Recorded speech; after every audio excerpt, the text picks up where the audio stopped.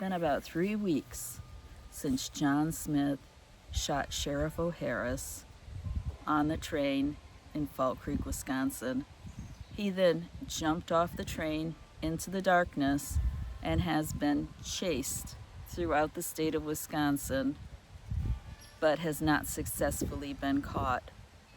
He is now in Illinois and going by the name Will Myers. Thomson, Illinois, September 19th. William F.W. Bennett of this city was shot and killed Saturday while he and Town Marshal Matthews were endeavoring to arrest 2 Chicago bandits for holding up saloon keeper at Sedgwick, Illinois, 6 miles from here. The 2 bandits would have undoubtedly been lynched had not the authorities secretly carried them into the county jail at Mount Carroll, where they are considered safe from mob violence. In the street fight during the exciting scenes of their arrest, one bandit was shot in the leg and the other bandit was clubbed into submission. They began their reign of terror at Sedgwick about noon, driving up to the front of Bruno Gleason's saloon. In that village, they entered and ordered drinks.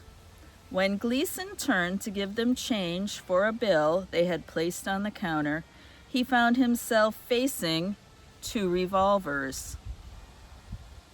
He was commanded to hold up his hands, which he did.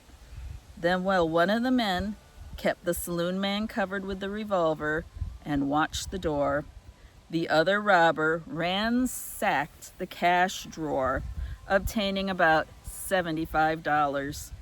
The 2 men backed out of the saloon and jumped into their vehicle, a light rig drawn by 2 spirited horses, and dashed away at breakneck speed.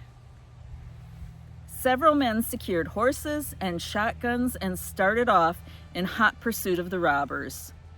But Gleason thought of a better scheme to catch them.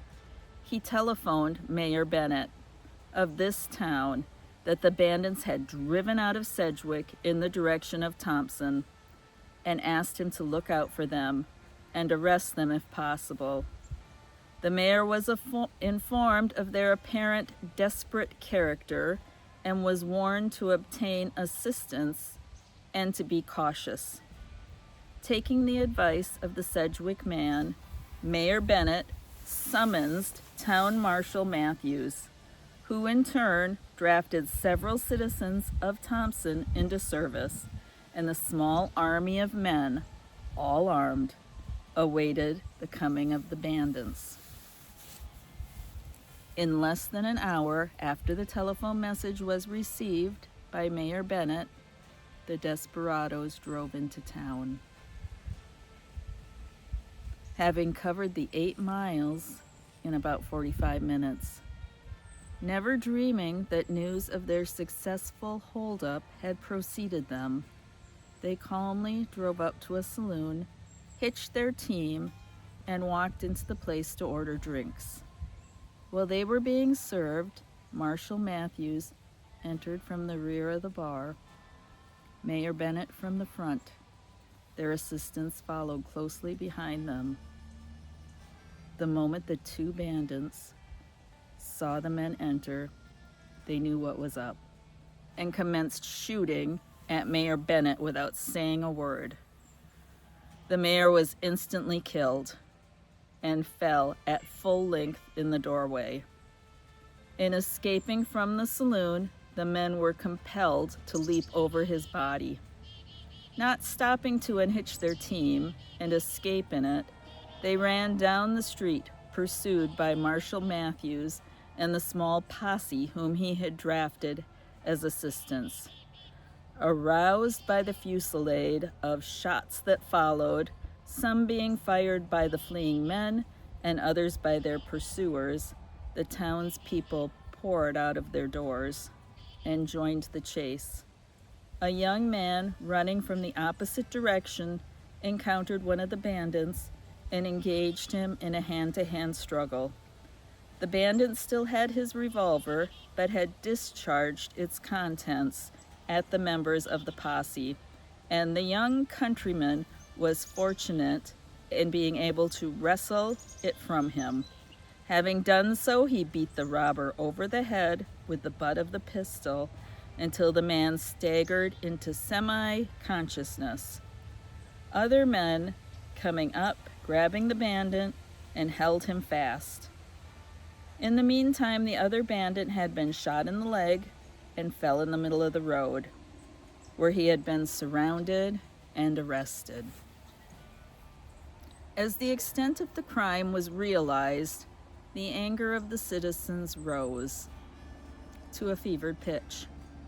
In the meantime, news of the holdup in Sedgwick and the flight of the men across the country had reached the ears of the farmers, who commenced within an hour or so to pour into Thomson in 2s and 3s and small posses until there were several hundred infiltrating men standing about the jail and commencing to talk of violent vengeance.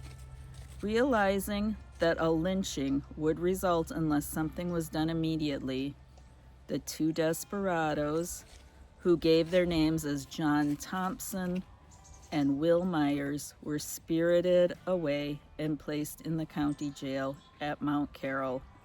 The excitement continued all evening, and at midnight the streets of the village, usually quiet, were crowded with angry and excited citizens.